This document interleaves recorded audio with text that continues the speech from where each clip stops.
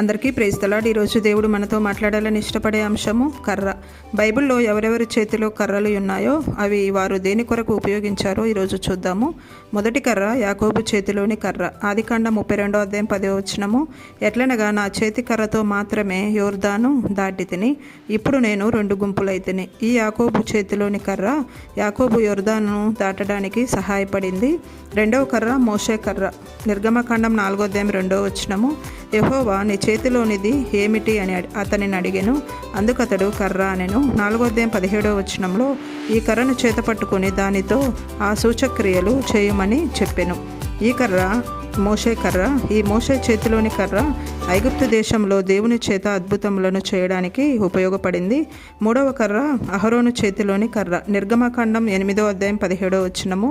అహరోను తన కర్రను పట్టుకొని చెయ్యి చాపి ఆ దేశపు ధూళిని కొట్టినప్పుడు పేలు మనుషుల మీదను జంతువుల మీదను ఉండెను. ఐగుప్తు దేశమందంతటను ఆ దేశపు ధూళి అంతయు పేలాయెను. అహరోను చేతిలోని కర్ర ఐగుప్తు దేశంలో దేవుని చేత కొన్ని అద్భుతములను చేయించెను.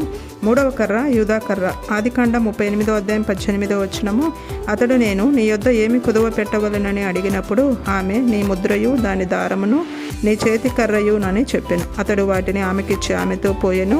ఆమె అతని వలన గర్భవతి ఆయను. చూశాం కదా, యాకోబు కర్ర యోర్దాను దాటడానికి ఉపయోగపడింది. మోషే అహరోనుల కర్ర ఐగుప్తు దేశంలో అద్భుతములను చేయించింది. అయితే యూదా కర్ర పాపం చేసిన యూదాను పట్టించడానికి సాక్ష్యముగా ఉపయోగపడింది.